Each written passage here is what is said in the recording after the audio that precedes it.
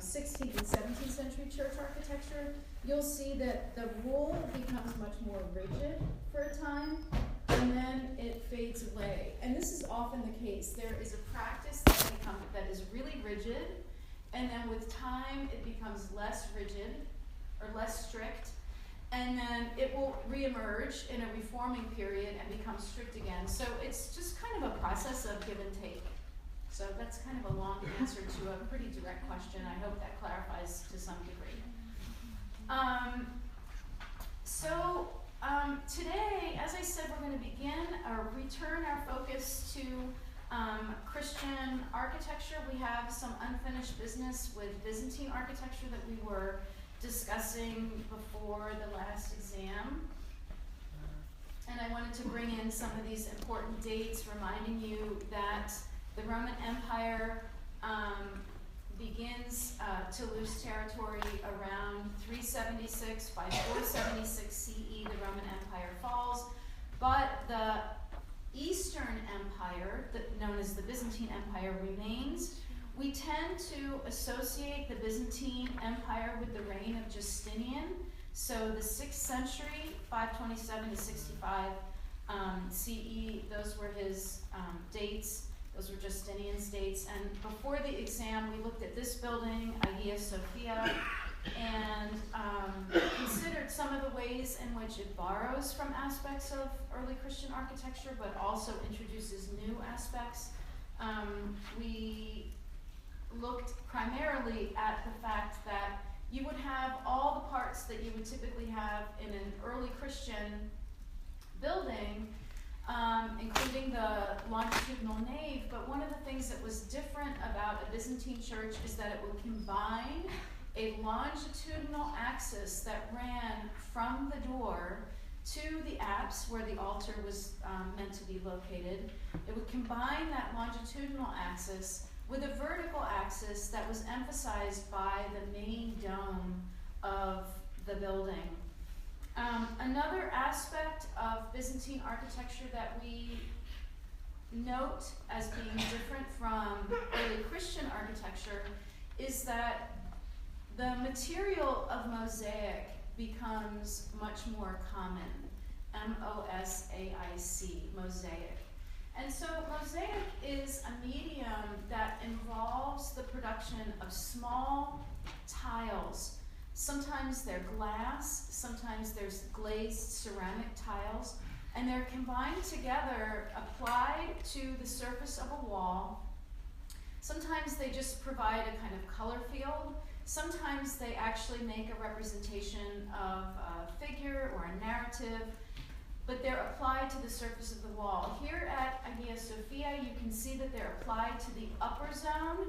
Some historians like to assume that the fact that that gold mosaic is relegated to the upper zone is meant to indicate a kind of division between the earthly realm below and the heavenly realm above. That's just conjecture. I've never read anything that actually confirms that that was an intentional division and that was what the meaning of that was. But these mosaics, you can see they kind of cover this, the upper zones of the building, and this has a couple of important effects. In Byzantine architecture, light is used almost like a material, and you can really see that in this image from Hagia Sophia, I think. You can see that it enters the building, it animates the building, it illuminates different parts of the building, and the mosaic as a medium is helpful for that because it's a reflective and refractive medium, so that when the light comes in, it bounces around the room, it attracts the light, it shines with the light, the shiny surface of the mosaic is illuminated. And so that we see that medium a lot more frequently in Byzantine architecture than we did in early Christian architecture. The other thing that happens with this play of light on the surface of the mosaic is that the individual structural elements of the interior of the building are not so readily readable. They're harder to read because the edges are sort of indistinct. The mosaic kind of molds over the surfaces of the ribs and the cornices, the edges, and as a consequence, the structure is practically dematerialized. So it adds to that sort of floating effect that the dome has as a result of those windows that go around the base of it. And it adds to the mystery of the interior of these buildings. That kind of mystical evocation of a spiritual environment is central to decision making in these Byzantine buildings. It was definitely an effect that they were looking for to add to the mystery of the interior. So I wanted to bring in just another example of a Byzantine building, this one from Italy. It's important to acknowledge that the Byzantine Empire, it was focused in Constantinople or Istanbul, today Istanbul in Turkey, but it included parts of North Africa. It extended into eastern Italy as well, and that includes the town of Ravenna, which is right on the Adriatic Sea. And not all of the buildings that were constructed during Justinian's reign were as monumental as Hagia Sophia. Hagia Sophia being the capital, an important locus of imperial ritual, its monumentality was always associated with the emperor, but around the empire, churches could be much smaller, and that is definitely the case with this church, which is San Vitale in Ravenna. The dates here are 538 to 548, so it's the 6th century CE, again consistent with the reign of Justinian. It has an octagonal plan, but it also has this kind of wonky addition of an apse at the end. It's kind of extended out the back. And that allows this building to achieve that combination of longitudinality, creating an axis that focuses on the main altar, while also achieving that centralizing plan effect. This space that goes around the edges of the building is called an ambulatory. It's a vocabulary word that you should know from the reading. The ambulatory goes around the central space, the central dome of the building, and can accommodate procession related to the ritual. San Vitale at one time had an atrium, it no longer does. You can see that there's a narthex space. It looks almost like a closed test tube kind of form. You enter this way, but you enter sort of off axis, and the building itself, the narthex kind of came later with these towers, and that's why it's not quite in line. And you can kind of see the combination of these plans, the longitudinal and the centralized. I would just compare it with the early Christian church of Santa Costanza, which we looked at earlier in the semester before the last exam. The example of a perfectly centralized plan. And you can see that at San Vitale, they're trying to adjust the plan to accommodate a more hospitable appreciation of the liturgy, so that everyone can have an equivalent view of the altar without the priest turning his back to part of the congregation. So this is definitely a precedent that they're thinking about, this model that they're thinking about at San Vitale. The imperial past, the Byzantine Empire shared an imperial past with Rome. They didn't completely turn their backs on that.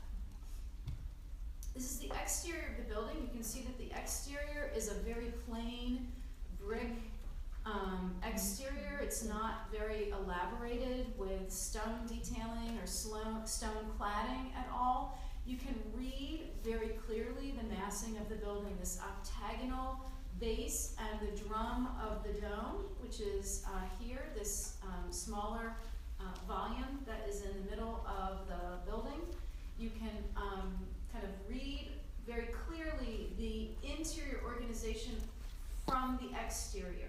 That legibility from the exterior is really important, and it contrasts with that interior quality where the mosaic kind of confuses the edges and the tectonic expression on the interior. So this is the interior of San Vitale. This is the view toward that extended apse space where the altar is located. You can kind of get a sense of the centrality of that open space in the middle and the ambulatory, looking toward the apse where it's completely covered with mosaics representing the saint Vitale and other bishops who are associated with the city of Ravenna.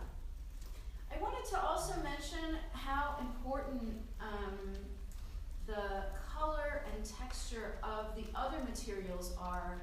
I would say that in Byzantine architecture you can't just focus on the mosaics, but that the other materials, the marble that is used in these churches also lends itself to this really elaborate surface treatment that we connect with the Byzantine architecture. And so here you can see that there is marble attached to the walls, and this is in a format that we call book matching.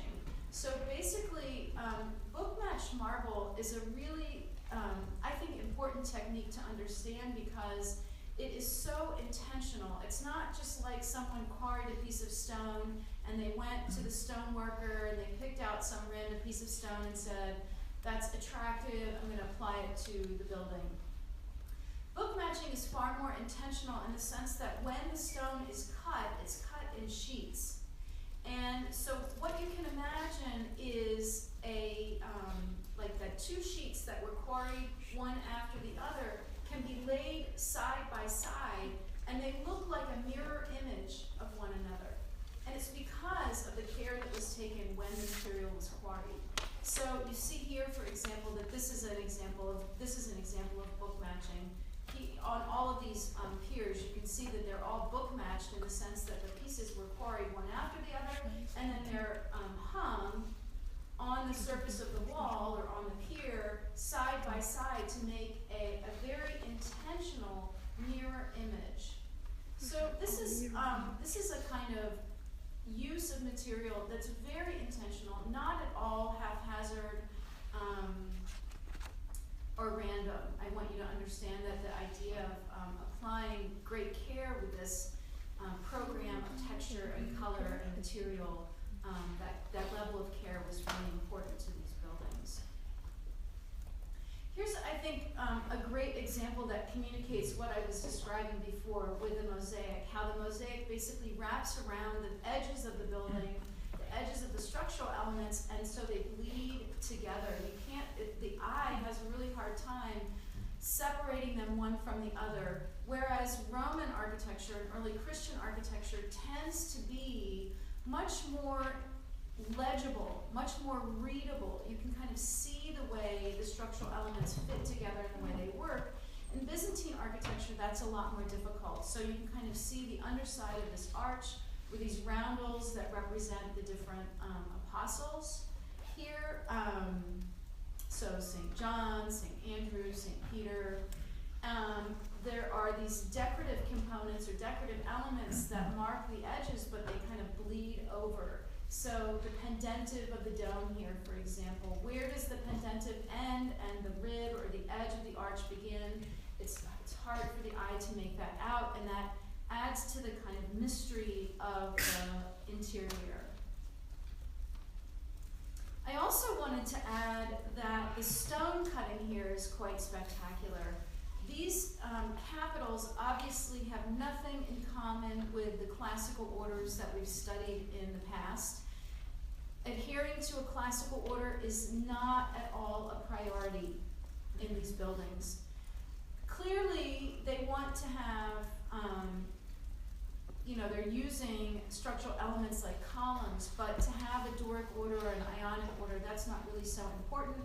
Again, what's more significant is to make this interior that is transporting for the person who enters into it and really understands it as the house of God, this divine location.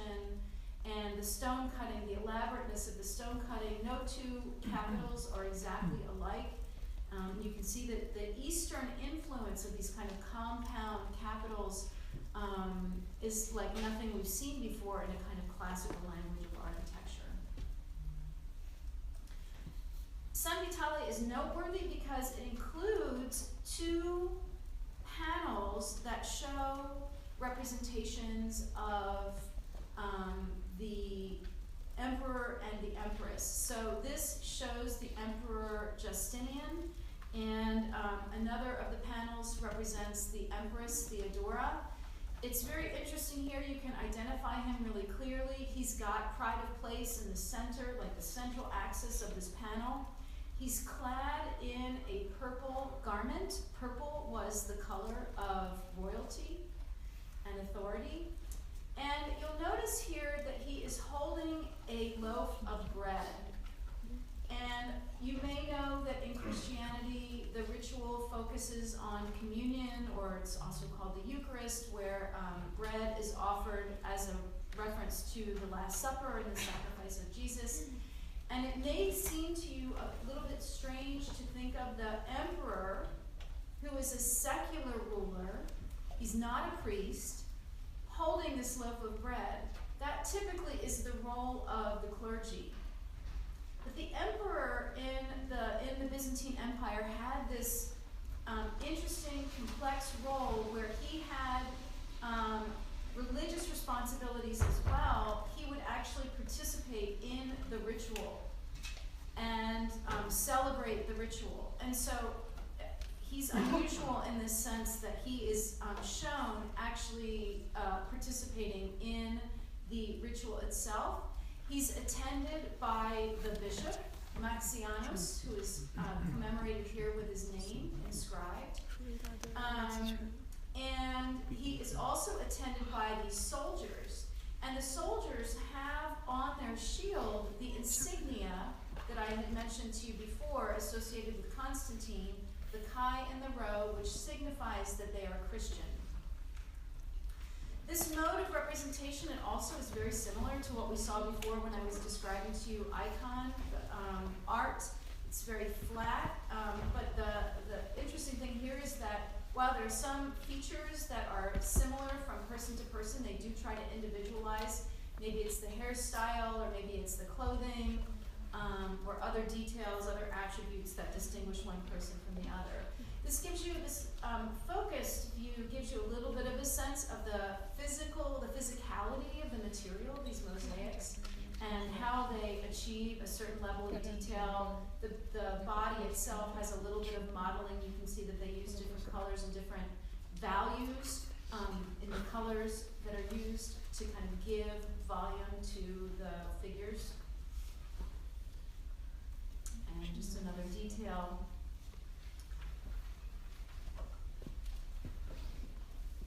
This is a detail of the panel that faces the image of Justinian. This represents the Empress Theodora, and she too is holding a liturgical cup, the chalice. This would never have happened.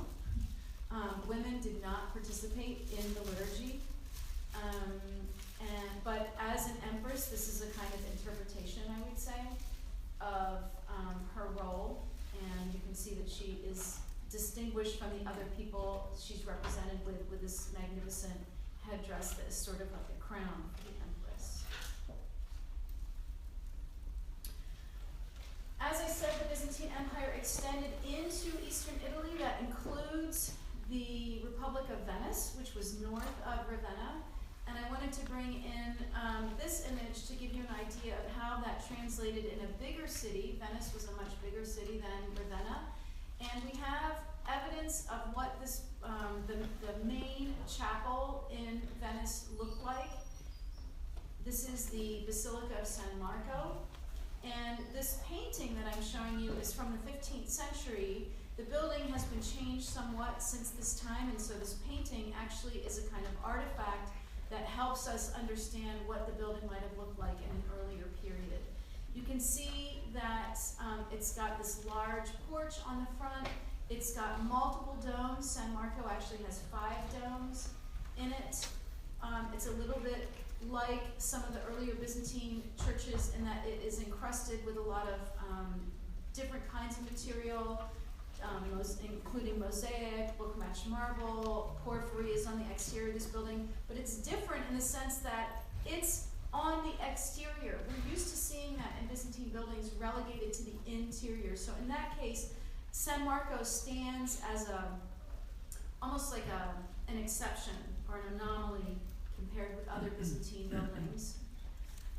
The building itself was founded when the city of Venice recovered, and I say that kind of in quotes, they recovered the relics, the bones of the Saint Mark the Apostle from Alexandria. They believed that Saint Mark was their patron saint. They claimed that there was a story that said that Saint Mark had a vision that told him that his bones would rest or reside in Venice after he died. And so they justified their removal of the bones from Alexandria in Egypt and bringing them back to Venice. And so this was an important, very important relic for the city, and they built this church to hold those relics. There was a way to, having the relics of an apostle was a really important kind of put Venice on the map as a pilgrimage destination. And so this church was built primarily to house those relics. Over time, the city acquired other relics that they put in the church as well. And the building, the church itself, is actually attached to the main town hall. You see the edge of it here. We'll talk about that relationship a little bit later in the semester, but this is a kind of closer view that gives you a sense of what the building itself looked like on the exterior.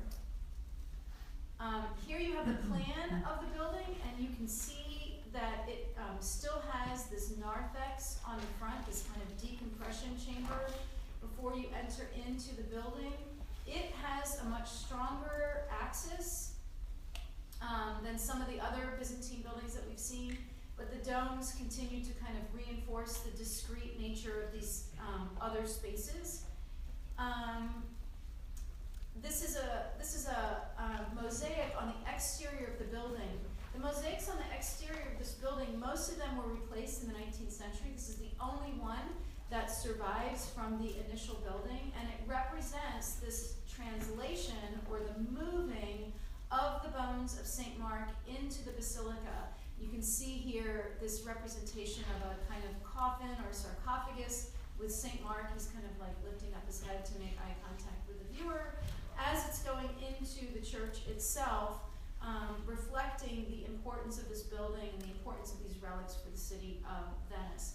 The slide that I showed, that I kind of breezed by previously, I'll go back to it in a second, also is reflected here in this mosaic. You see these 4 gilded horses in the front of the building. And I just wanted to say that this is one way in which you can understand that this is a building that is not only religious in nature. It also has civic importance for the city, which is to say, like, the secular government is interested in this building as a monument, what it says about them as a people, quite apart from religion. These horses were taken from Constantinople by the Venetians. They're a kind of war booty that show that Venice is a powerful empire that stretches beyond the city of Venice. It includes Constantinople, extends into the Mediterranean, into the Aegean, and they brought those horses back from Constantinople and put it on their main church. These truly are decorative. They have no religious significance at all, but it's intended to kind of show the power of the city itself. So here's a detail of those horses. They're bronze and they're gilded on the outside.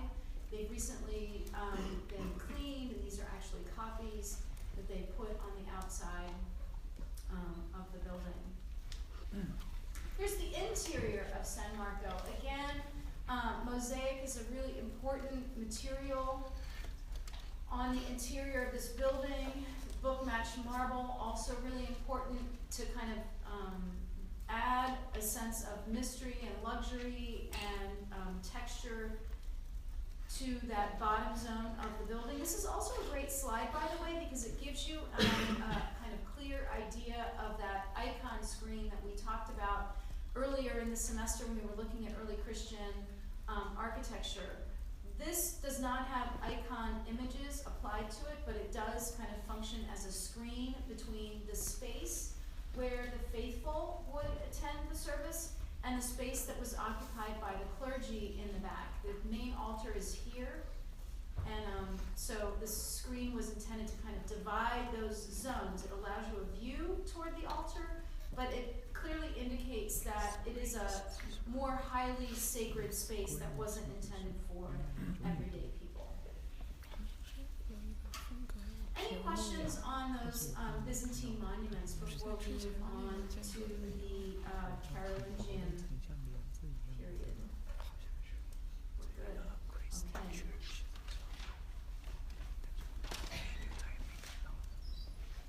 So, you know that the Roman Empire was divided between the East and the West. You know that the Roman Empire falls.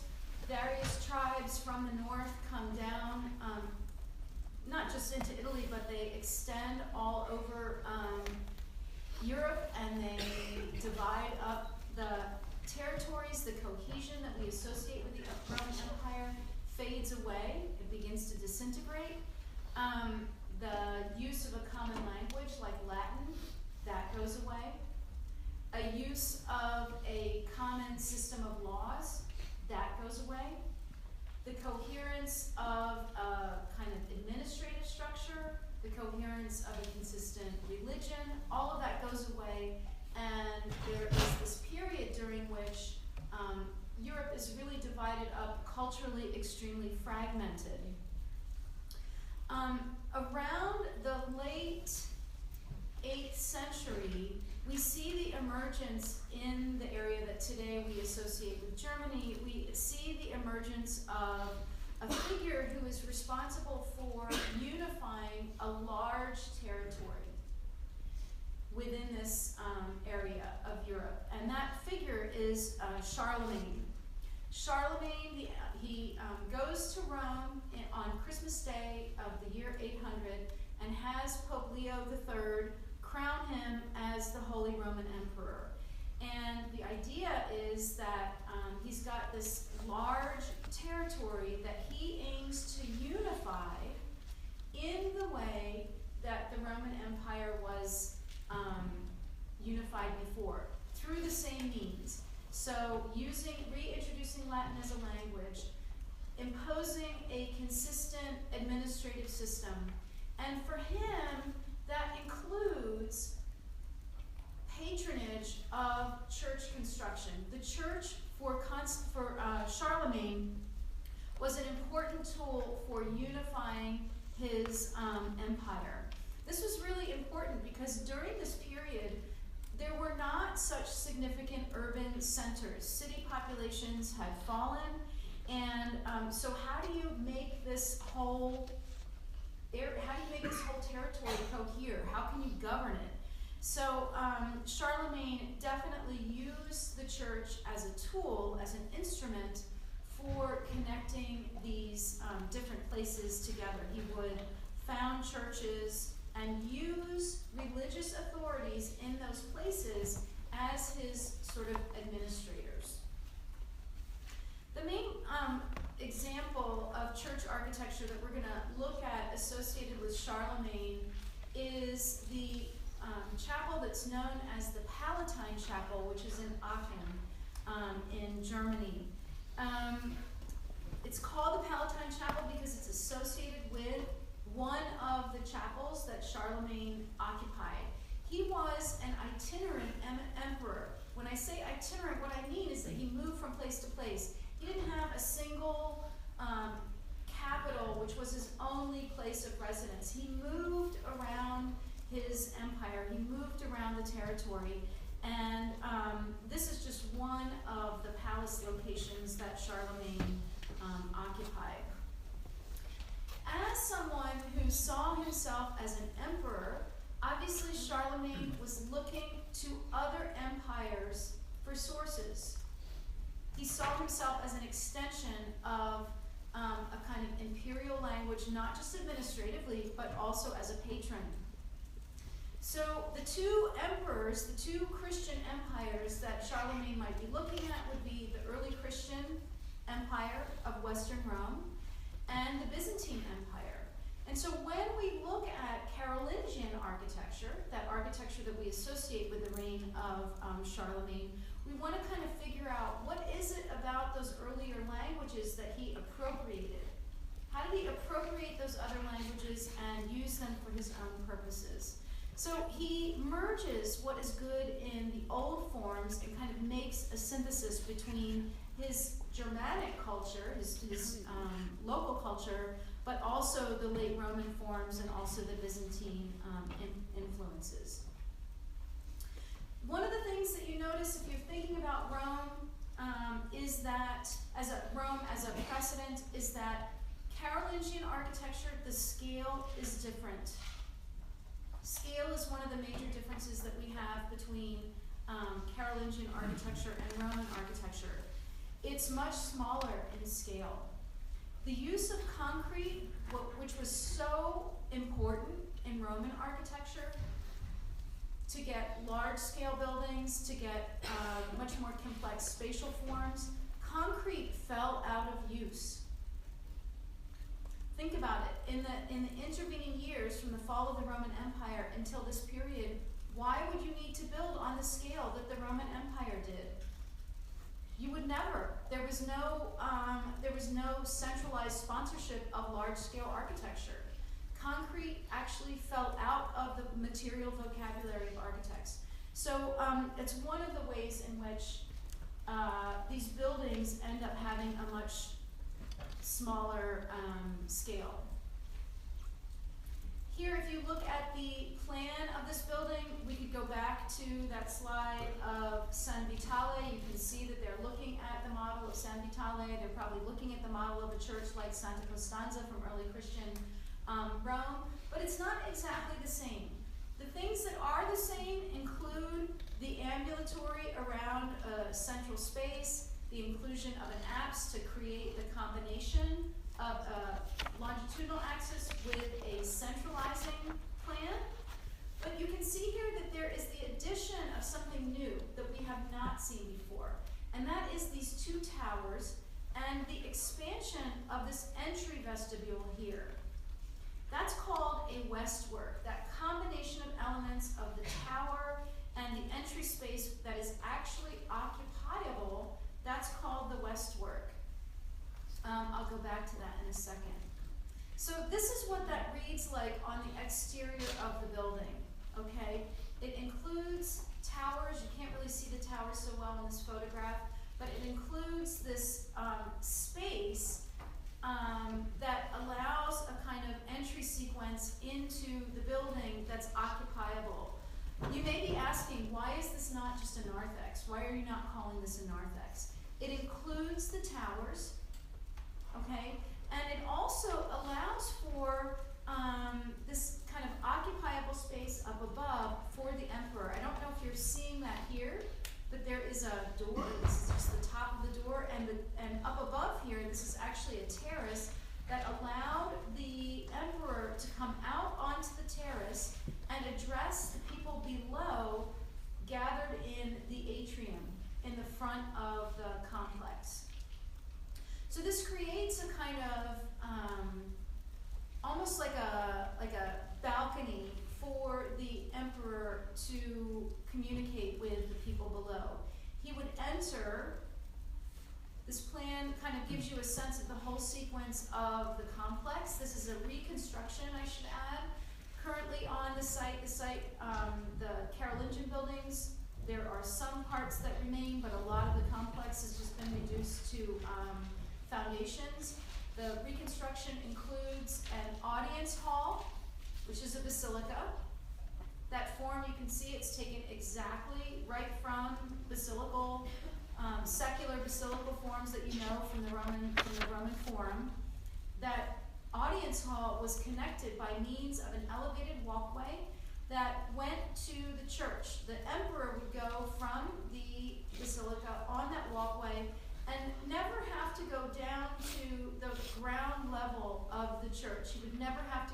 into the atrium, he could address the people below from that balcony up at the top. And so you can kind of see that here. This would be the space that the emperor would occupy, and then he could come through this door and enter onto that balcony. This is the interior of the Palatine Chapel. The material palette should be familiar to you. You can see the combination of a variety of kinds of stone, textures, colors, also mosaic, the use of light, which is a really important focal point, creating that kind of central focus within the central space or the nave of the building. And this is the view toward the altar, that apse that kind of punches out the back, creating that kind of longitudinal focus from the front to the back. So the emperor, when he was attending church, when he was attending services here, he occupied a throne on the second level in that gallery space up above, facing on axis with the altar. He would never have to enter that lower zone. This also, by the way, should be, it also ends up influencing some later royal church projects that we'll look at when we start examining Gothic architecture in France. This idea of the separation of the monarch and people becomes a clear precedent or a clear pattern that's used by others. Charlemagne also was a great patron of monasteries. Churches dotted his whole empire, and he himself, or people who were lords and knights under him, they would commission the construction of churches, but he was also a great supporter of monasteries. And so we're going to talk a little bit about the structure of monasteries, the kind of way that they lived and the way that monks lived, the history of them, and why they were organized the way they were. Monasteries, or the lives of monks, are associated with the period directly after the crucifixion of Jesus. People who were followers of Jesus would leave human society in cities, and they would go out into the countryside and isolate themselves as a mode of spiritual devotion. They would live as hermits, and they would fast. They would, eat very little. They would live a life of poverty, and they would focus their life on prayer and God. Eventually, these individuals began to live together in community. They were highly vulnerable when they were living alone, and eventually they began to live in communities of like-minded people. Ultimately, they began, as the church became more and more institutionalized and more recognized as an institution, they began to follow what was known as a rule. The rule was kind of like a constitution that would govern the life of the community. And I'm going to give a little detail on this because it relates directly to the way monasteries were planned, the nature of the spaces, the way they were organized. So probably the most important monastic rule, and the oldest monastic rule, was the Benedictine rule. It was founded by Saint Benedict of Nursia. And it was intended for monks who lived communally as a group under the direction of an individual who is called the abbot, A-B-B-O-T. So the abbot was the person who was sort of like the head authority of the monastic community. Within the community, there were various responsibilities that people were assigned. They might have offices within the community, but the abbot was the main decision maker, and that abbot would answer to other authorities within the church. So there's always this hierarchy within the church, and the abbot within each community was the person who was in charge. Now, Saint Benedict emphasized three aspects of monastic life that are key for the development of monastic architecture. Every person who became a monk in a Benedictine community was required to take 3 solemn vows. So the first vow was poverty. a vow of poverty. And that meant that you rejected earthly luxuries. You rejected things like nice clothes and elaborate food and other kinds of possessions that distracted you from your spiritual life, a life of poverty. This has architectural implications, this vow of poverty, because the idea is that the buildings you occupy should be a manifestation of your monastic identity. They should indicate those vows that you've taken. So if you take a vow of poverty, the building, you would expect that the building scale wouldn't be very big, that the materials would be very simple, that the spaces would be very simple, that it wouldn't be highly detailed, you wouldn't be bringing in very luxurious materials, it wouldn't be highly decorative. You'd expect that. So the second vow is chastity. So chastity, we usually associate chastity with virginity. That doesn't mean that only virgins could become monks. What that means is that when you take your vow of chastity as a monk, it means that you promise never to have sex again, but it also means that you are going to, it extends beyond just the activity of sex. It means that you are going to resist temptation in every possible way, that you will not be tempted to have sex, but that also you are going to be virtuous in your life. It's not just limited to sex. So chastity was a kind of purity. You vow to enter into a pure state. This vow is manifested in architecture in the sense that the architecture is meant to reflect a kind of barrier that keeps you separate from temptation. The enclosure of the monastery is extremely important in communicating this distinction that you're making from temptation. And the last vow is obedience. It's extremely important to the life of monks. Obviously, if you're a member of a monastic community, you pledge obedience to the abbot. Whatever the abbot says, you are obliged to do, whether you agree with it or not.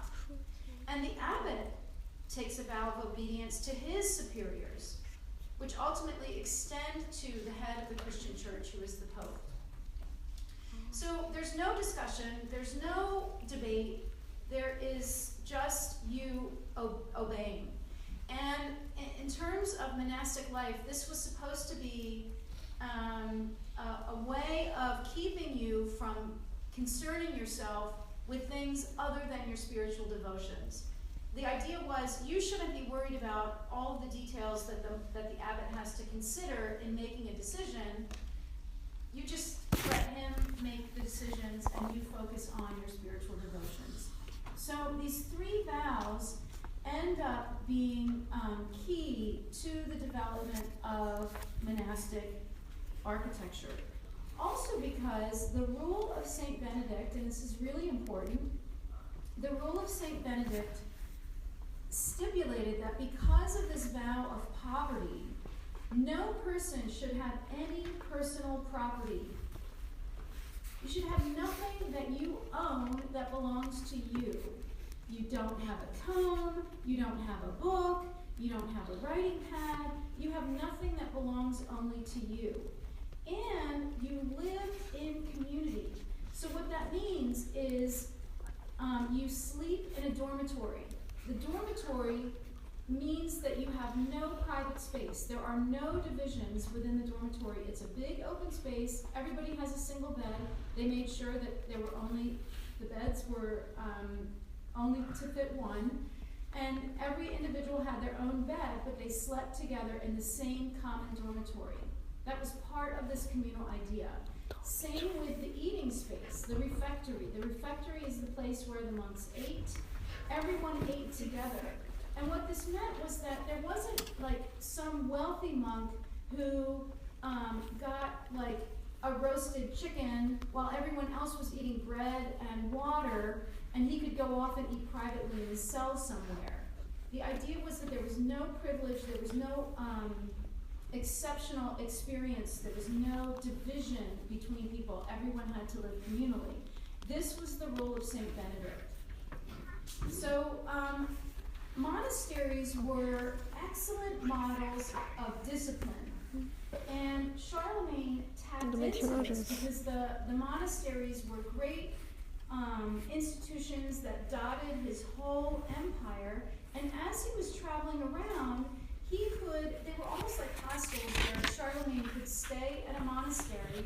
He knew he would be safe. He knew that people would not be coming after him or attacking him if he was in the monastery. And the monasteries were like anchors for the empire when Charlemagne couldn't be there. They were like stable institutions in the landscape because they were typically not in cities. They were located out, their site locations tended to be outside of cities in the country.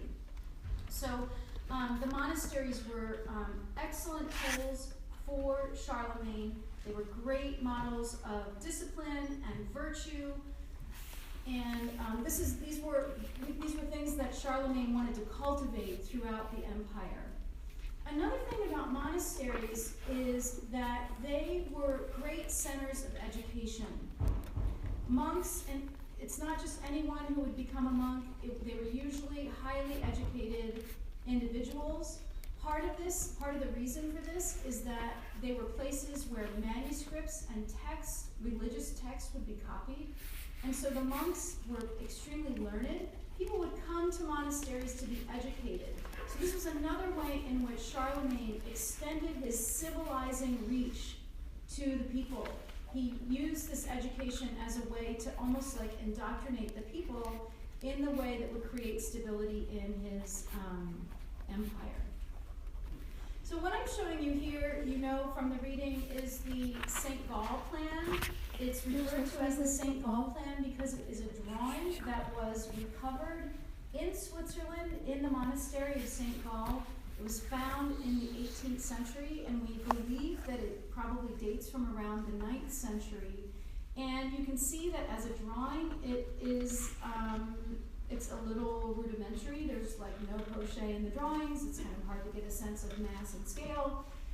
Walls are indicated by these very simple lines, but there are aspects of the plan that definitely adhere to a typology that we associate with monastic architecture. A very strong typology that persists for centuries, many, many centuries. So we want to talk about some of these attributes. Obviously, when you look at the plan, you see that the main focus of the plan is the church. This is an interesting church plan in the sense that it has apses on two ends. That may seem a bit odd to you because we haven't really seen any example like that. The period after Charlemagne in the 9th century, these two-ended churches with apses at two ends became more common. It was a model that didn't really have much influence later. It's really associated with the 9th century. You would enter from the long flank of the building, and that's one of the reasons that we date this plan to the 9th century, because there are a number of buildings, especially in Germany and Switzerland, around Austria, that have this kind of plan, this double apse, the double-ended church. Obviously, it is the space within the complex that is the largest. It's the most open, and that indicates to you that that is the place where the monks, the whole community, focused its main activity. Monks were charged with praying multiple times a day at particular hours during the day. They would occupy a space in the church behind the main altar. That space is known as the choir, the monks' choir. Over time, the location of the choir changed from place to place. Sometimes it was elevated up above in what's called a loft or a choir loft. Sometimes it was behind the altar. Sometimes it was over the entry of the church facing toward the altar. It was different in various places, but they were located in a separate space that was distinguished from all the other faithful who would enter into the church. The faithful, the lay people could come to the monastic church and they would occupy generally this open space here. This is a kind of a crazy plan because you see that there, I don't know how well you can make it out, but there are these little boxes with crosses on them. They're indicating that there are many, many altars in this church. They're in the aisles, 1, 2, 3, 4, 5, 6, 7, 8. There are a couple in the nave, which is totally weird. And then this one, which is the main one, kind of at the focal point of the axis of the nave. So the church is very large. It's divided between this zone of the secular people, the lay people, and the space occupied by the monks. One of the main foci, or the main components of the monastic plan, is what you see adjacent to the church, this space that is attached to the flank of the building. That courtyard is referred to as a cloister, Cloister.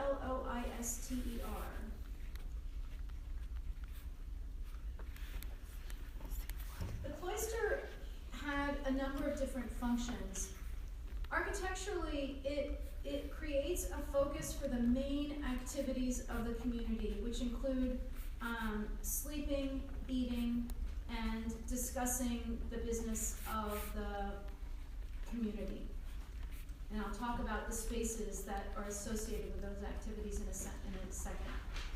It also is a space where light and air can be brought into the enclosure. Remember, I was telling you that it was important that the monks kind of be focused in their activities, that they be separated from the outside world. The cloister creates a kind of focus for that. Some people refer to it as a kind of heavenly garden. Sometimes the center of the cloister would be a lawn or a garden. In the middle, usually there is a well where the monks could gather water for their various functions, for their livelihood. It was a place where the monks could walk around and get air and get light and kind of use that as a contemplative space, a place to get some exercise. So the cloister it's like 9 times out of 10 in a historic monastic plan, you'll have the church as the major volume of the complex, and the cloister tucked into the flank of the building. They're attached. Why would they be attached? It has to do with the rhythm of the monastic day that the monks lived. So I told you that they were obliged to pray multiple times a day. The first thing that they did when they got up in the morning was go to the church and pray. That was a service called Matins, Matins. You did it when the sun rose. It was the first thing that you did. A bell rang, you got out of bed, you went right to the church and prayed. The last thing you did every day was go to the church and pray. That was a service called Vespers, Vespers. And then you went to bed. And so it makes sense, because economy, simplicity, the directness and efficiency of the plan is critical here.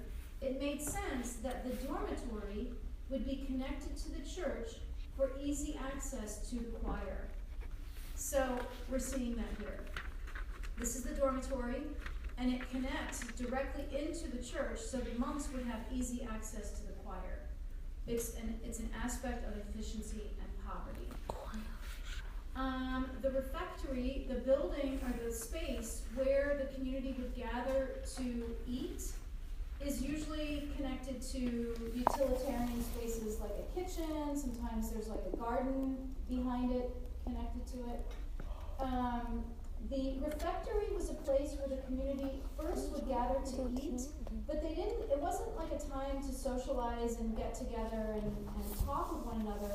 Monks were intended to eat in silence, and during the meal, they would hear a reading from Scripture. Someone would be appointed to read from the Scripture, and they ate in silence.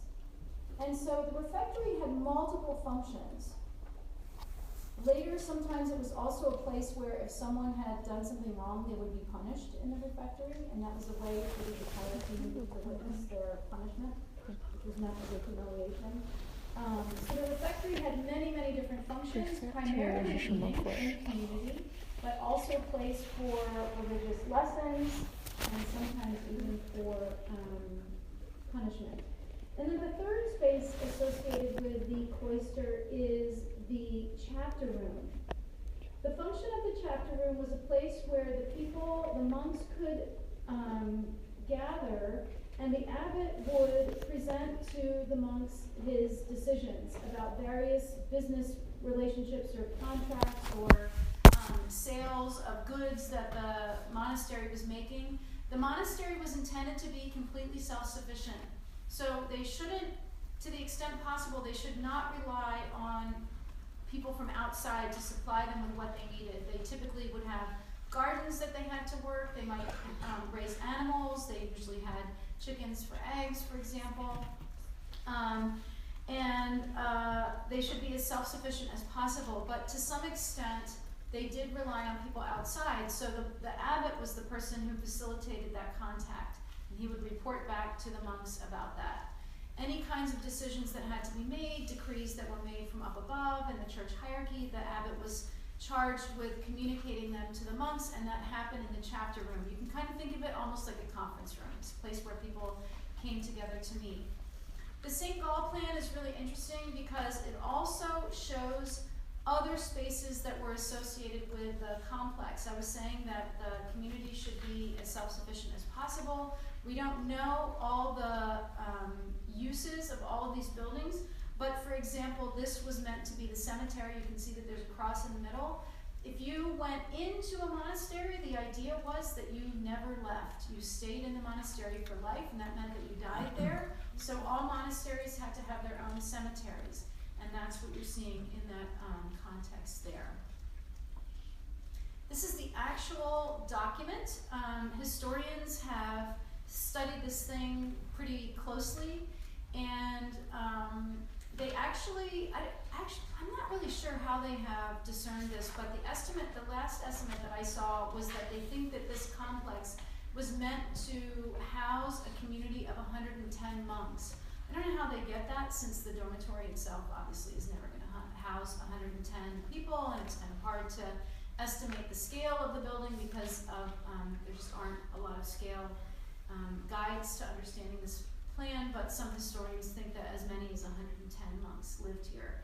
So this was a model for monasticism that remained for centuries and centuries. In the modern period today, these monastic plans are a lot looser. Just like church plans are looser, monastic plans are also looser. There was never a rule that said a monastic plan had to look like this. Eventually, when monasteries began to be founded within cities, that's something that we're going to talk about in the weeks ahead. When they began to move into cities, the density of the urban fabric allowed them to adhere to an ideal like this. So they had to fit things in, they had to squeeze things in a variety of ways that aren't so ideal as what you see in the St. Gall plan. And in addition, in contemporary culture, the church, the Catholic Church, which was the main supporter of these monastic institutions, in the 1960s issued rules that loosened monastic practices with a council called Vatican II. So with that, the adherence to some of these rules, the solemn vows that I told you about, loosened to some extent, but historically, up until that period, those rules were the kind of guidelines for the way they lived their monastic life, were meant to guide their activities.